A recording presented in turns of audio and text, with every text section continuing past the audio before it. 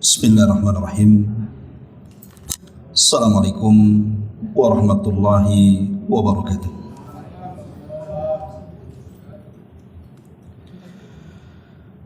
Bihamdillahi wassalatu wassalamu ala rasulillah wa ala alihi wa sahbihi wa mawalah wa la hawla wa la quwwata illa billahi wa ba'du. Alhamdulillah, di malam hari ini kembali kita bisa duduk di Masjid Muhajirin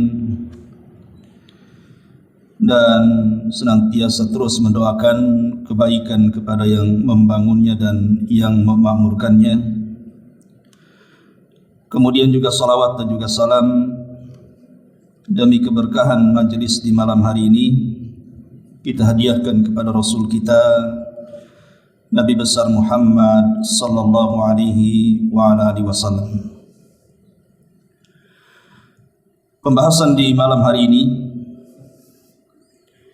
kita akan membahas tentang 4 doa Nabi, di mana di 4 doa yang diajarkan Rasul kepada kita ini terkandung kebahagiaan dunia kita dan akhirat kita. Kita tahu bahwa doa adalah silahul mukmin, senjata bagi orang-orang yang beriman. Sesuatu hal yang mungkin mustahil bagi kita, tapi bagi Allah Subhanahu wa ta'ala menjadi mungkin semuanya. Ini karena doa-doa kita. Contoh sederhana saja, ketika Umar bin Khattab radhiyallahu an di puncak suksesi kepemimpinannya, menjadi khalifah yang mendapatkan gelar pertama Amirul Mukminin. Persia jatuh ke tangan kaum muslimin dan sebagian Romawi tunduk kepada kaum muslimin. Tidak ada musuh-musuh dari luar yang berani menyerang kota Madinah, saking kuatnya tentara kaum muslimin di zaman itu. Tapi ada satu doa oleh Umar bin Khattab radhiyallahu anhu selalu dipanjatkan di dalam setiap salatnya, di mana Umar bin Khattab meminta kepada Allah Subhanahu wa taala dalam doanya agar dia diwafatkan dalam kondisi mati syahid. Dan yang kedua, meminta mati syahidnya di tempat hijrahnya Nabi sallallahu alaihi wasallam. Maksudnya mati syahid di kota Madinah. Secara logika mustahil. Siapa yang berani menyerang Madinah, kemudian Umar berperang dalam kota Madinah? Sementara Persia sudah jatuh ke tangan kaum muslimin dan sebagian besar Romawi pun sudah tunduk. Tidak ada musuh-musuh luar mau menyerang Madinah. Bagaimana mungkin kemudian Umar bin Khattab meminta agar dia diwafatkan syahid di tempat hijrahnya Nabi? Mungkin bagi kita mustahil, tapi bagi Allah Subhanahu wa ta'ala tidak ada yang mustahil. Allah bisa kabulkan itu. Satu hari seorang sahabat namanya Mughirah bin Syu'bah, orang yang sangat dekat dengan Rasul di masa Rasul hidup. Dia memulai pekerjaan hidupnya dengan membuka pandai besi, membuat senjata-senjata perang. Tetapi dia tidak punya pekerja yang handal untuk membuat itu. Akhirnya mencari orang dari Persia. Ketemulah orang yang bernama Abu Lu'lu', seorang yang beragama Majusi. Dibawalah oleh Mughirah ke Madinah. Namun undang-undang di kota Madinah tidak boleh memasukkan orang kafir ke dalam kota. Tapi karena Mughirah bin Syu'bah seorang sahabat yang dimuliakan Rasul di zamannya juga, Umar kenal keutamaannya. Sehingga karena permintaan Mughirah untuk satu kali ini saja, dia mengambil satu ahli untuk membuat senjata-senjata. Kalau sudah diajarkan baru dipulangkan. Umar pun setuju. Maka dipekerjakanlah seorang yang bernama Abu Lu'lu yang beragama Majusi itu. Rupanya Abu Lu'lu ini menaruh dendam kepada Umar bin Khattab karena keluarganya dibantai oleh kaum muslimin di Persia dalam peperangan. Jadi dia ingin membunuh Umar bin Khattab. Ketika Umar bin Khattab radhiyallahu anhu lewat di tempat pandai besinya Mughirah bin Syu'bah, maka dia pun berkenalan dengan Abu Lu'lu. Kemudian Umar bin Khattab mengatakan, "Ya fulan, bisakah kau membuat senjata untukku? Satu pisau yang bagus." Kata Abu Lu'lu, "Bisa. Saya akan membuatkan pisau untukmu yang pisau ini akan dibicarakan dari barat sampai ke timur." Umar tidak paham bahasa itu. Tapi Umar kemudian mengatakan, "Baik, saya tunggu pisaunya." Maka Abu Lu'lu pun membuat pisau, betul-betul dibuatkan pisau itu. Bahkan setiap hari dilimuri dengan racun. Sampai pada waktunya Abu Lu'lu ini menyelinap solat subuh di Masjid Nabawi. Dan masjid di zaman itu tidak seterang masjid di zaman sekarang. Dan para sahabat juga tidak ada yang curiga, tidak mungkin orang ke masjid bawa senjata. Apalagi Abu Lu'lu kemudian menyelendangkan mukanya sehingga orang tidak kenal siapa dia. Celakanya dia berhasil menempati di saf pertama persis di belakang Umar bin Khattab, tidak jauh dari tempat imam. Saat Umar bin Khattab radhiyallahu anhu sedang salat subuh, baru dapat satu rakaat dan masuk ke rakaat kedua. Disinilah terjadi penyerangan Abu Lu'lu, langsung menusuk beberapa kali di punggung Umar bin Khattab radhiyallahu an sehingga Umar kesakitan dan mengatakan, "Akalatni kalbun." Ada anjing yang menggigit di belakang. Ketika kemudian darah terus mengalir dalam kondisi gelap dalam masjid, Umar pun kemudian tumbang. Maka para sahabat berusaha untuk membunuh Abu Lu'lu ini, tapi karena di tangannya ada pisau yang beracun, sehingga dia menyabat ke sana kemari. 7 sahabat meninggal di tempat. Kemudian lari ke pintu. Abdurrahman ibn Auf baru datang masuk. Maka kemudian dihadang oleh Abdurrahman ibn Auf. Ketika Abu Lu'lu terpojok, akhirnya dia menusukkan pisaunya ke badan sendiri, bunuh diri, mati.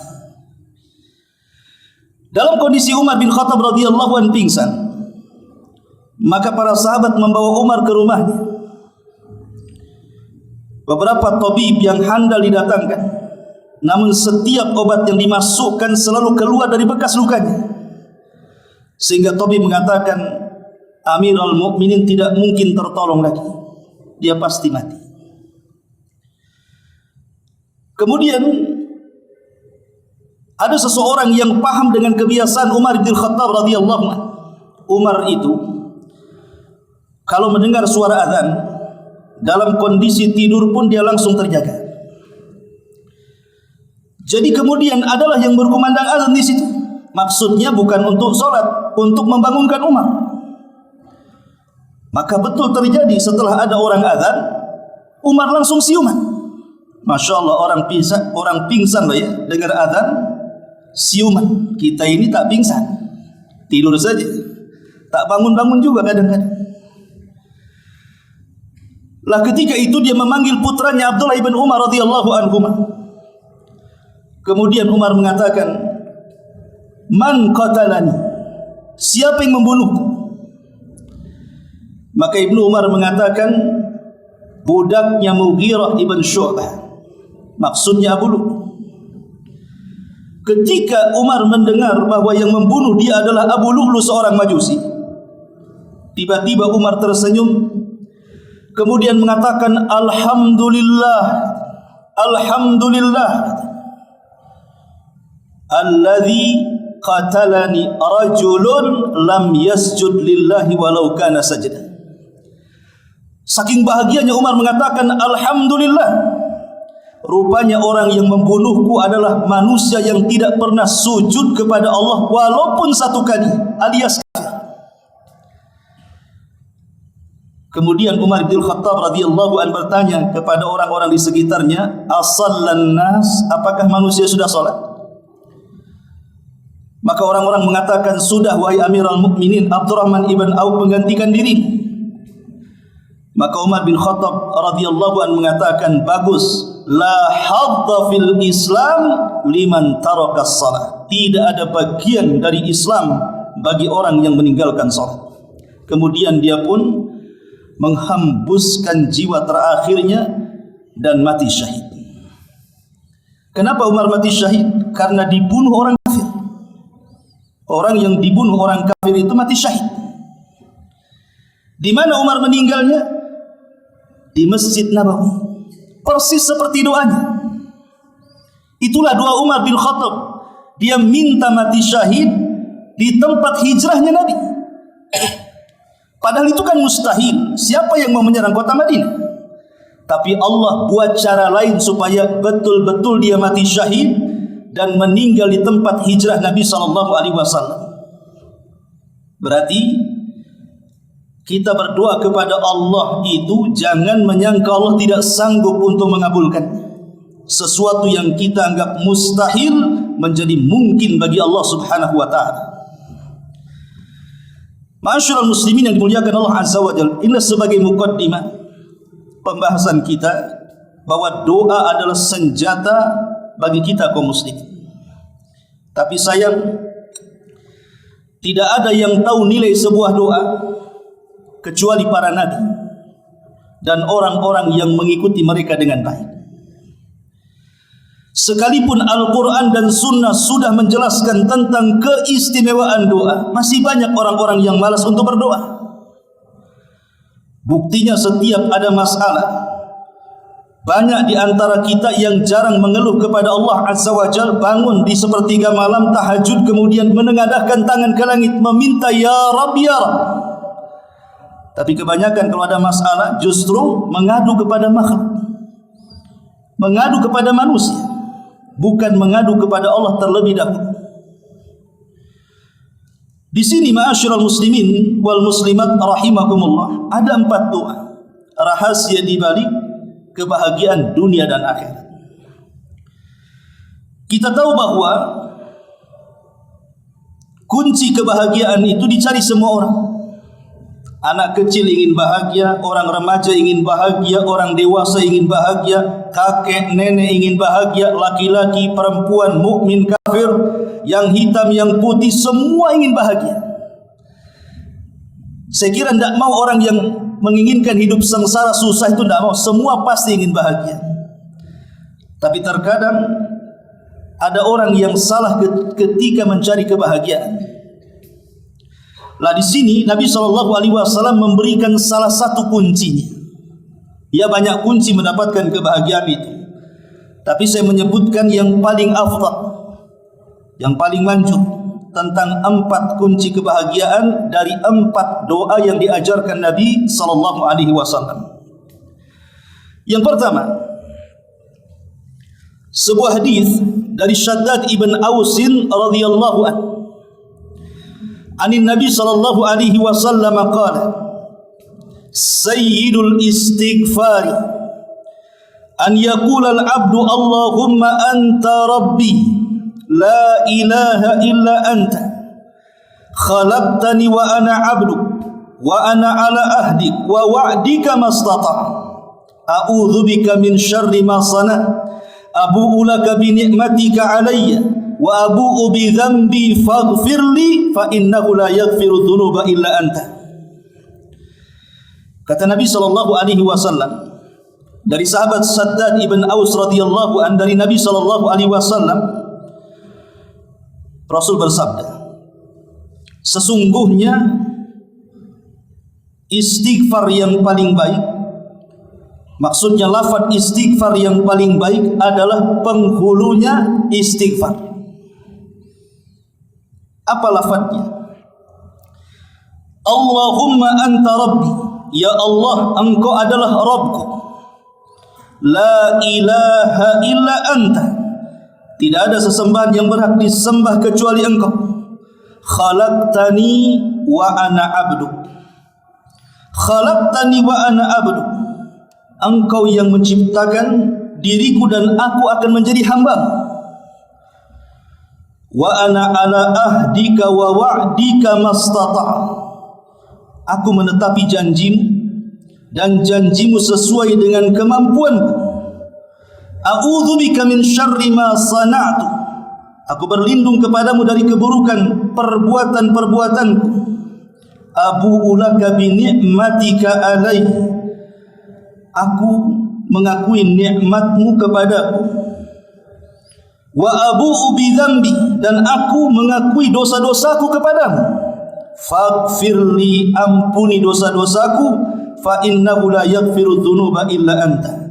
Karena tidak ada yang sanggup mengampuni dosa-dosaku kecuali Engkau ya Rabb. Inilah lafaz yang disebut dengan sayyidul istighfar, penghulunya istighfar. Kalau astaghfirullah atau astaghfirullahaladzim wa atubu ilaih ini biasa. Tapi lafaz ini disebut penghulunya istighfar. Sebaik-baik lafaz ketika kita istighfar meminta ampun akan dosa-dosa kita. Lihat bagaimana keutamaannya. Nabi SAW mengatakan, "Man qalaha minan nahari mukinan biha." Barang siapa yang mengucapkannya di siang hari dan dia yakin dengan lafaz itu, famata min yaumihi qabla an yumsi, dia mati sebelum sore hari, fahuwa min ahlil jannah, dipastikan dia menjadi penduduk surga. Wa man qalaha minal laili wa huwa muqinun biha, dan siapa yang mengucapkannya di malam hari dan dia yakin dengan lafaz itu, famata qabla an yusbih, meninggal sebelum pagi, fahuwa min ahlil jannah, maka dia dipastikan masuk ke dalam surga.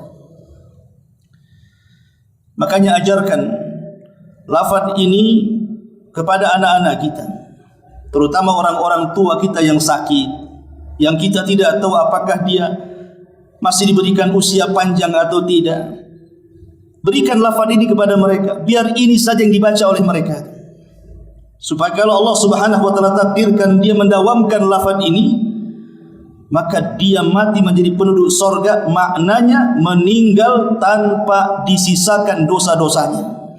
Dan ini kebahagiaan yang pertama. Jadi kebahagiaan yang pertama adalah ketika dosa-dosa kita itu diampuni oleh Allah Subhanahu wa taala. Kebahagiaan mana lagi selain daripada dosa-dosa kita diampuni? Karena kalau dosa-dosa kita diampuni, secara otomatis Allah akan hadiahkan kematian yang baik, dan perjalanan menuju surga itu dimudahkan oleh Allah Subhanahu wa taala. Ma'asyiral muslimin wal muslimat rahimani wa rahimakumullah. Di dalam doa ini ada beberapa faedah yang bisa kita petik. Yang pertama, di dalam lafaz pertama, Allahumma anta rabbi, ya Allah, Engkau adalah Rabbku. Lihat permulaannya saja sudah dimulai dengan tauhid kepada Allah Subhanahu wa taala. Dan tauhid itu tujuan kita. Tujuan hidup saya, tujuan hidup Anda, tujuan hidup manusia semuanya adalah mentauhidkan Allah.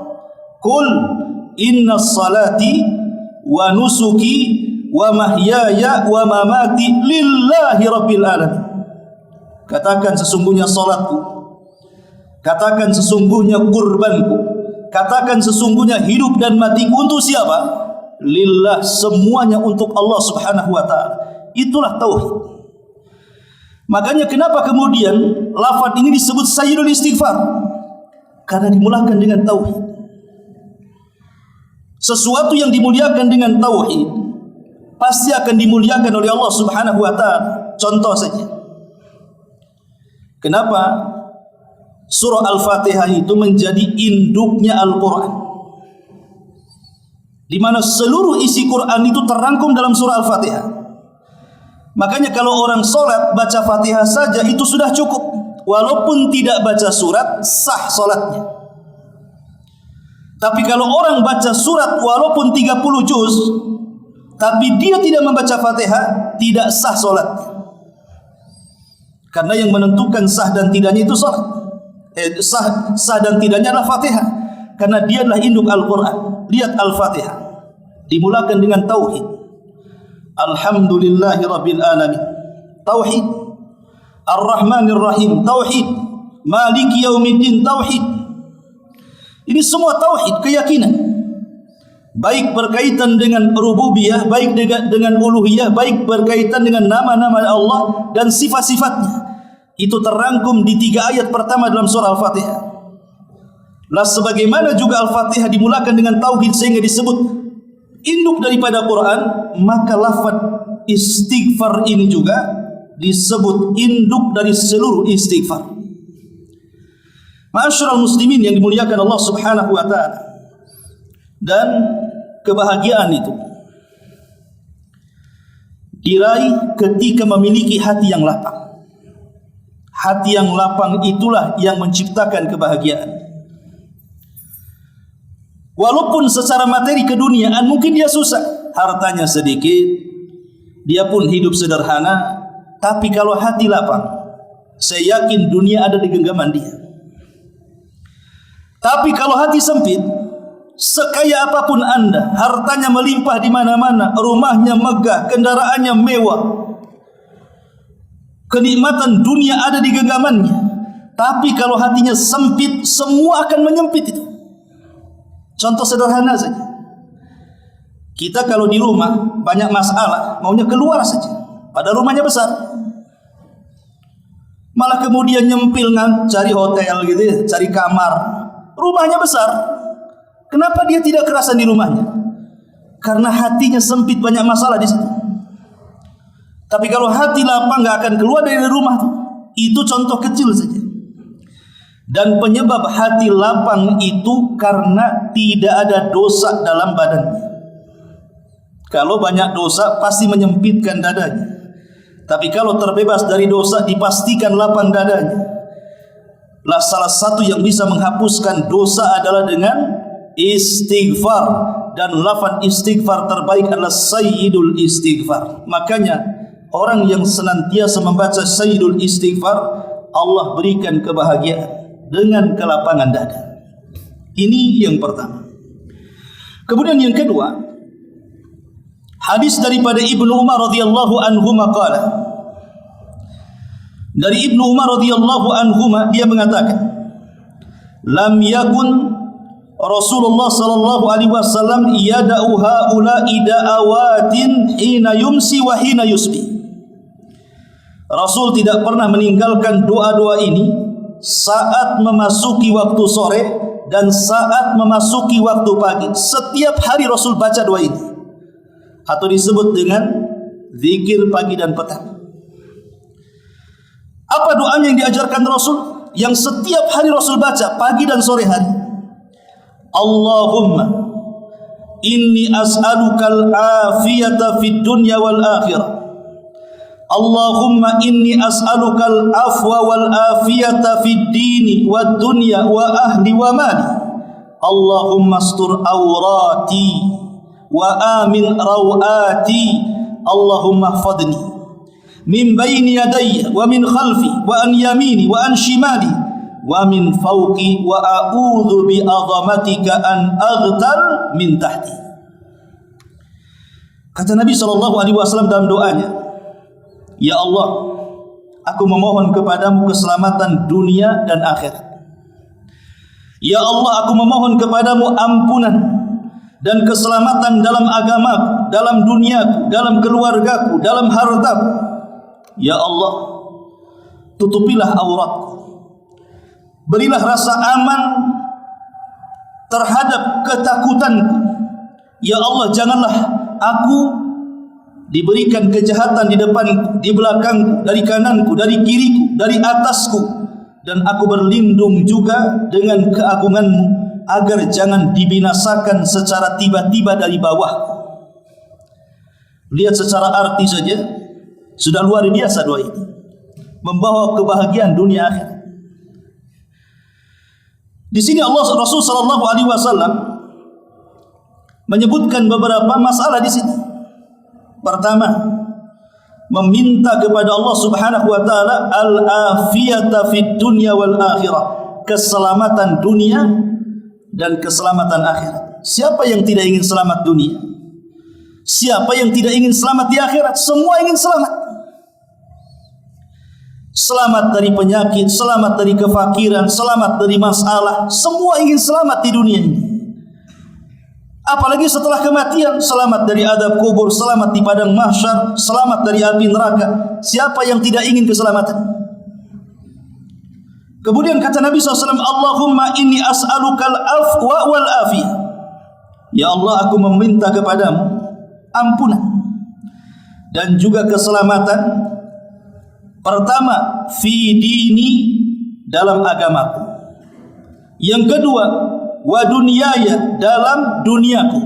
Yang ketiga, wa ahli, dalam keluargaku. Yang ketiga, yang keempat, wa mali, terhadap harta.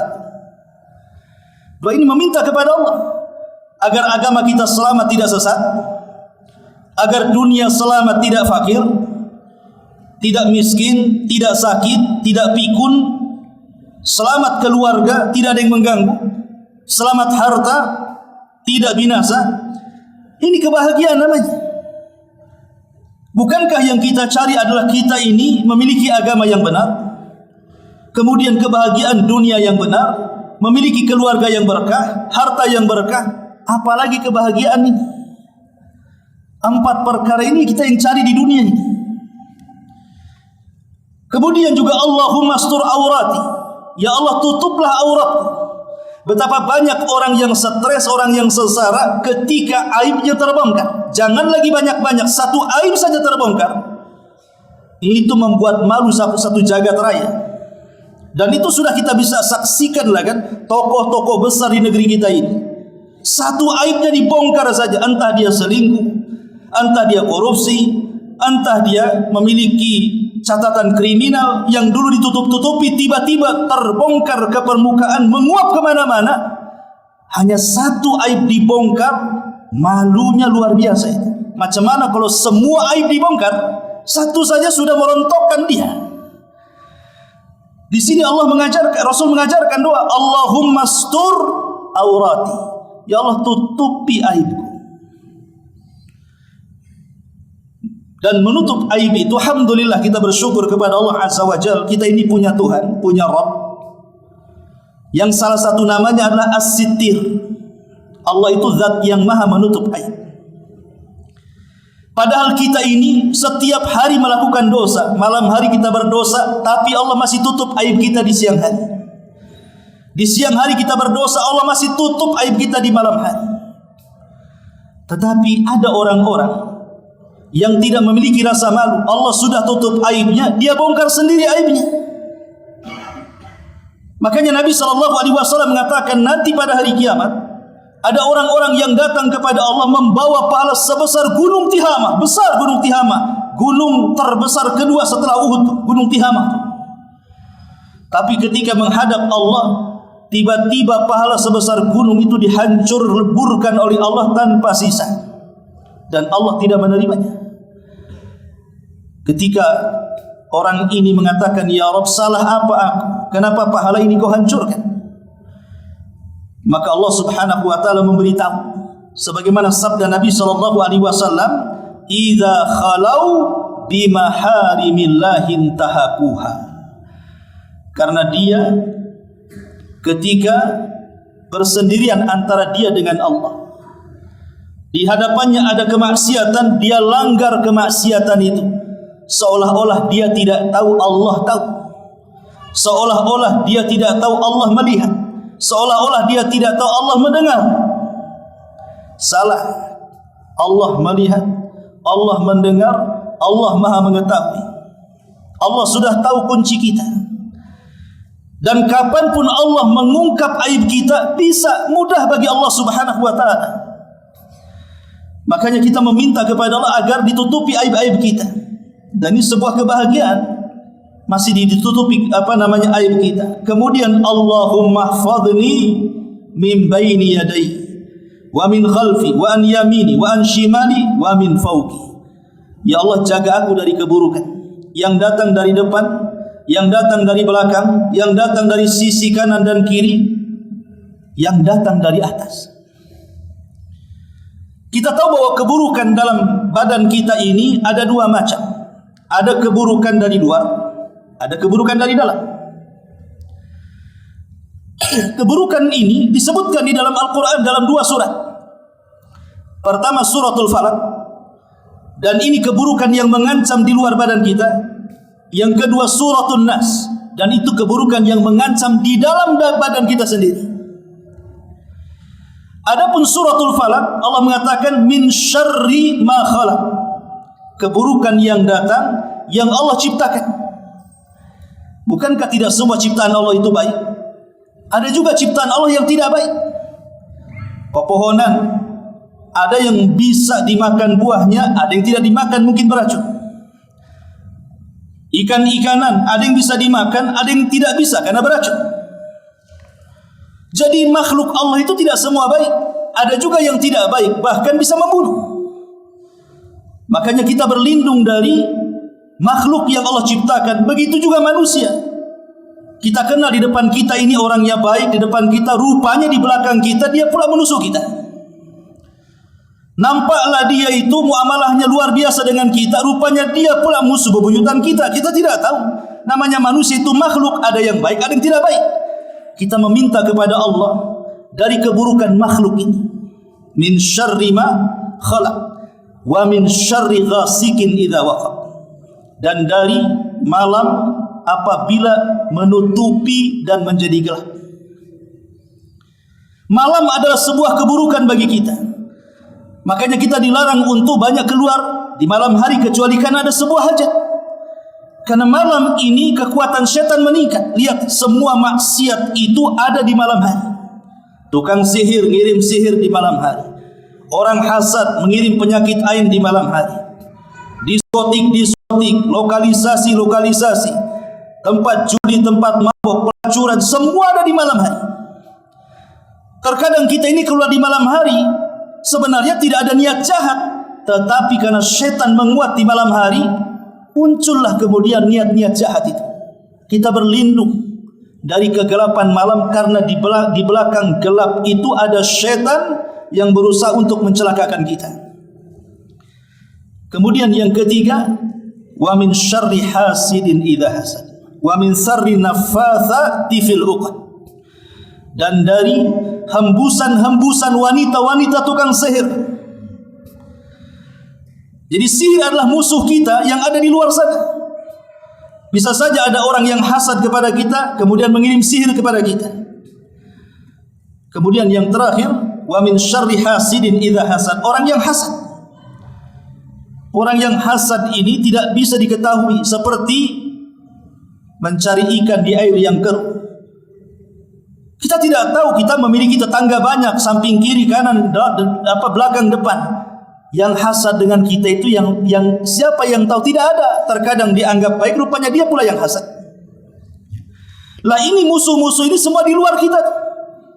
Baik setan, baik orang yang hasad, baik tukang sihir, baik makhluk-makhluk yang jahat, itu kan di luar kita.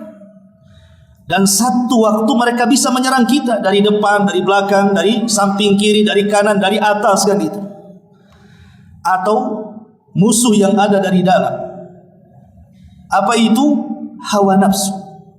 Sebagaimana Allah mengatakan, qul a'udzu birabbin nas, sampai kepada min syarri waswasil khannas alladzi waswisu fi sudurin nas, yang memberikan waswas di dada-dada manusia. Itulah hawa nafsu. Hawa nafsu adalah musuh kita, itu yang paling susah untuk diatasi. Kalau orang hasad kita bisa pindah rumah. Kalau gangguan setan kita bisa meruqyah. Kalau umpamanya dari kegelapan malam enggak usah keluar rumah. Dan begitu seterusnya. Tapi kalau menghilangkan musuh dari dalam ini kan susah. Macam mana caranya? Dibuang jantung kita supaya tidak ada hawa nafsu, mati kita. Hawa nafsu hanya bisa ditekan. Makanya kemudian ditekankan di sini untuk berlindung dari semua arah. Terutama yang terakhir, Rasul kemudian menghususkan wa a'udzu bi 'azamatika an aghtal min tahti. Ya Allah, aku berlindung kepadamu dari dibinasakan secara tiba-tiba yang di arah bawah. Maksudnya apa? Gempa, tsunami, tanah geser, kan banyak di negeri kita itu. Tahu-tahu gempa saja dari bawah, mati kita. Gunung meletus, mati. Kena tsunami, mati semuanya. Lah, doa ini luar biasa, coba ingat. Bisa menghindarkan kita dari mara bahaya. Ini yang kedua. Kemudian yang ketiga, Nabi SAW mengatakan dari hadis Anas bin Malik radhiyallahu anhu, dia berkata, Nabi SAW bersabda kepada putrinya Fatimah radhiyallahu anha, kata Nabi, apa yang menghalangimu untuk mendengar wasiatku atau yang kuingatkan kepadamu setiap pagi dan petang, wahai Fatimah? Sebaiknya kau ucapkan doa ini. Kemudian Rasul mengatakan, Ya Hayyu Ya Qayyum bi rahmatika astaghitsu wa aslih li sya'ni kullah wa la takilni ila nafsi tarfata ainin abada. Ya Hayyu Ya Qayyum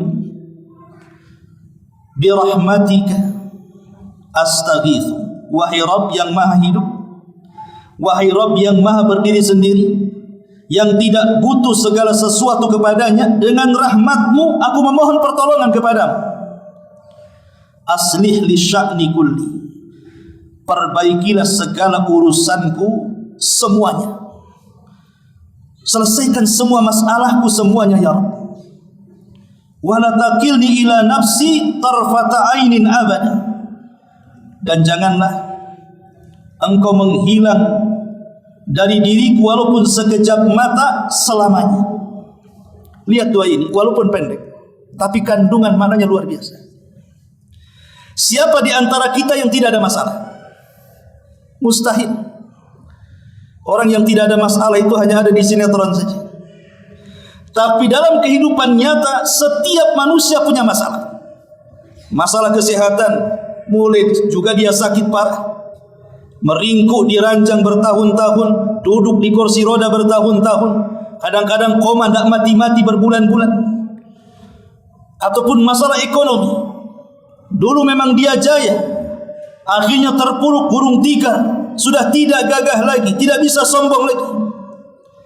Pangkat dan jabatan, atau mungkin masalah keluarga, masalah dengan anak, orang tua dengan anak, anak dengan orang tua, istri dengan pasangan, suami dengan pasangan, seseorang dengan tetangga.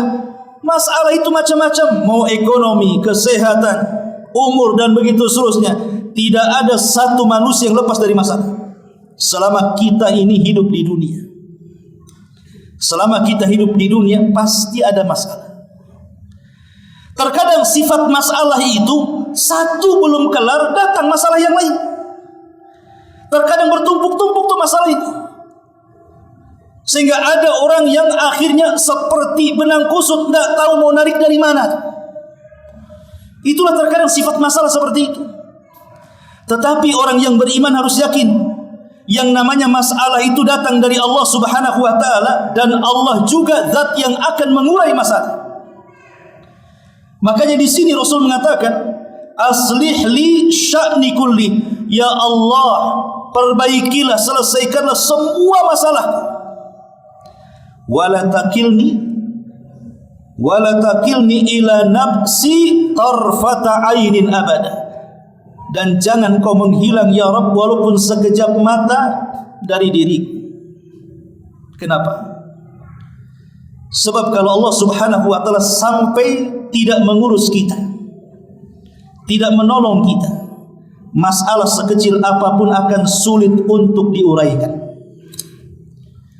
Tapi Allah Subhanahu wa taala kalau sudah turun tangan membantu dan menolong kita, masalah sebesar apapun pasti bisa diselesaikan. Karena kan masalah datang dari Allah. Allah juga yang akan menyelesaikannya. Kenapa bingung? Makanya Nabi SAW mengatakan, berdoalah kepada Allah agar Allah itu jangan sampai lepas dari kita walaupun sekejap mata. Karena kalau sampai lepas sekejap mata saja, nanti akan banyak masalah yang akan merundung kita. Makanya doa ini luar biasa, bacalah setiap pagi dan petang. Ya Hayyu ya Qayyum bi rahmatika astaghits wa aslih li sya'ni kullah wa la taqilni ila nafsi tarfata ainin abada. Ma'asyiral muslimin wal muslimat rahimani wa rahimakumullah.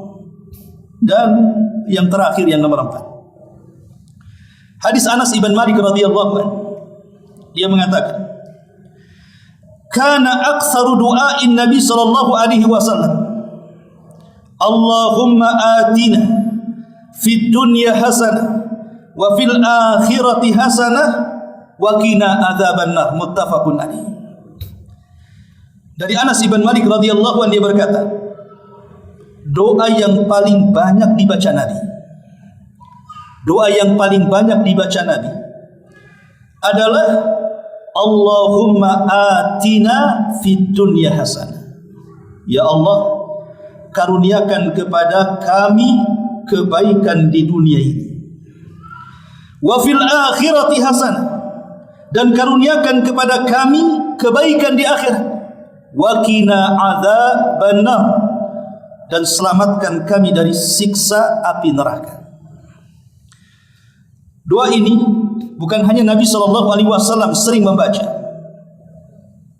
tapi doa ini juga oleh hampir semua para sahabat dan para ulama menjadi doa favorit mereka dalam doa-doa mereka.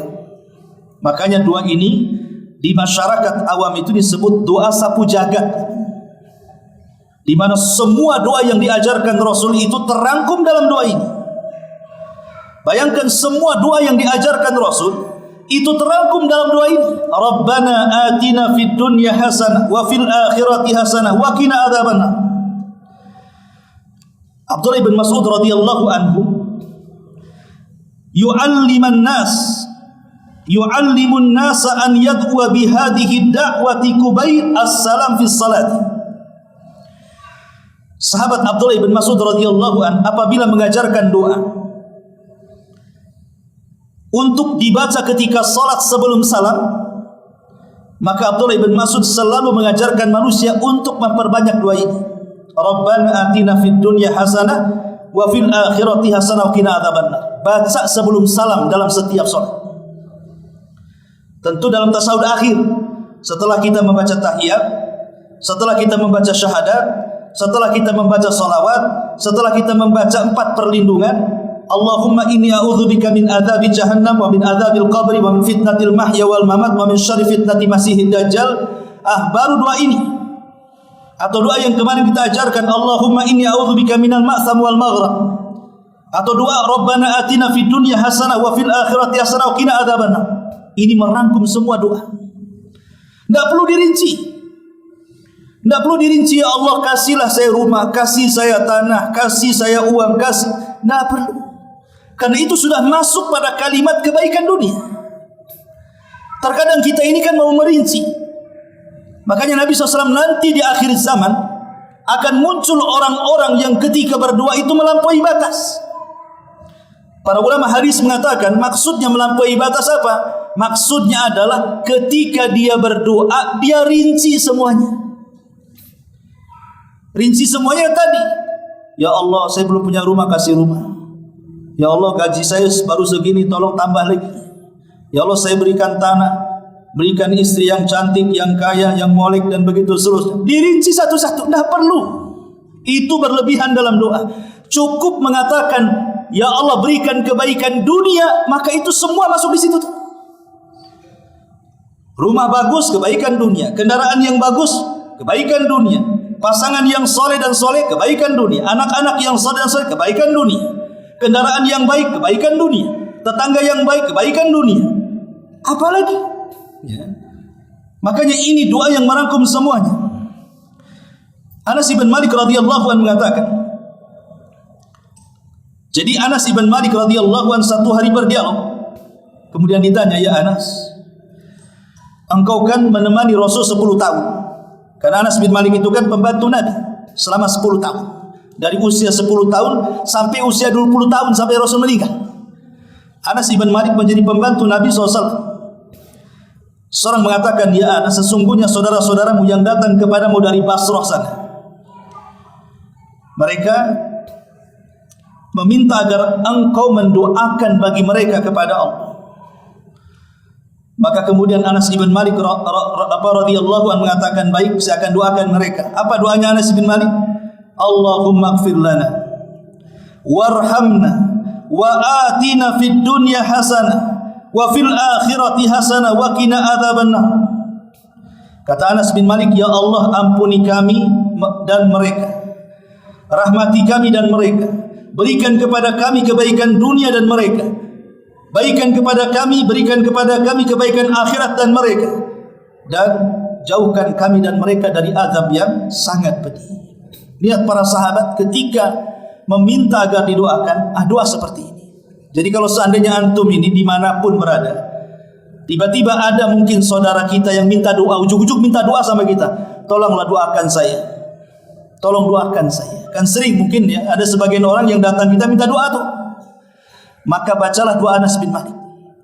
Semoga Allah berikan kebaikan di dunia untukmu, semoga Allah berikan kebaikan akhirat untukmu, semoga engkau dijauhkan dari api neraka.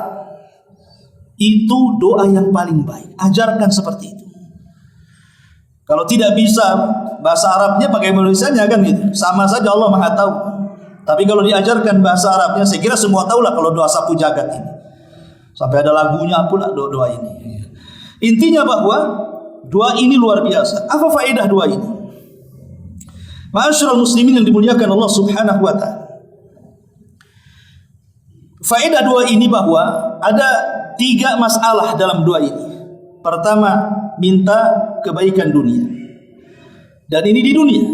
Yang kedua, minta kebaikan akhirat, artinya setelah kematian. Dan yang ketiga, minta supaya dijauhkan dari azab neraka, artinya setelah kematian. Berarti di sini 1/3 minta dunia, 2/3 minta akhirat. Karena yang satu dunia, yang 2 akhirat. Berarti kalau kita berdoa kepada Allah Subhanahu wa taala, jangan melulu dunia saja. Cukuplah 1/3 doa kita dunia, 2/3 itu akhirat. Karena tujuan kita ini jangan dikalahkan dengan dunia. Dunia ini akan meninggalkan kita atau kita meninggalkan dunia. Dunia ini tidak fana, tapi akhirat itu yang fana. Terkadang kita ini mengejar satu tetes yang ada di ujung jarum, sementara lautan yang tak bertepi kita tinggalkan.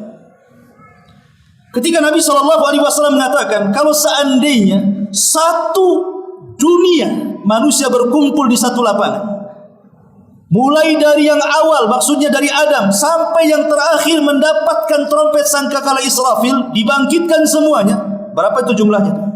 Dikumpulkan di satu lapangan, kata Nabi. Ditambah dengan seluruh jinnya, mulai dari jin yang pertama sampai jin yang terakhir. Satu lapangan dengan seluruh manusia. Kemudian mereka meminta kepada Allah sesuai dengan permintaan mereka masing-masing. Maka Allah sanggup memberikan permintaan mereka seperti jarum yang dicelupkan ke lautan, kemudian diangkat. Lihat di ujung jarum itu, itulah tetesannya. Hanya satu tetes itulah cukup untuk memberikan semua permintaan manusia dan jinnya. Sementara kekayaan Allah itu seluas lautan tak bertepi. Makanya saya katakan, manusia ini aneh, mengejar yang satu tetes, tapi meninggalkan lautan yang tak bertepi. Di mana akal kita? Ma'asyiral muslimin yang dimuliakan Allah Subhanahu wa taala.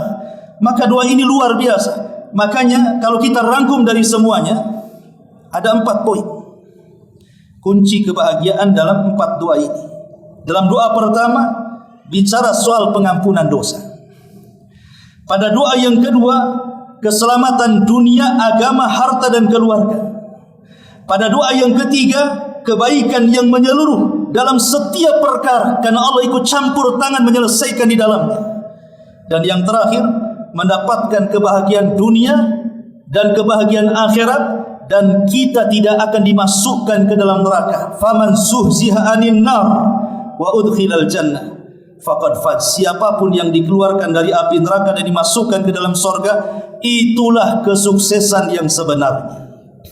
Inilah di antara 4 doa rahasia kebahagiaan dunia kita dan akhirat kita. Wallahu a'lam bishawab. Mudah-mudahan manfaatnya. Subhanaka wa bihamdika asyhadu an la ilaha illa anta astaghfiruka wa atubu ilaik. Allahu ta'ala alam. Assalamualaikum warahmatullahi wabarakatuh.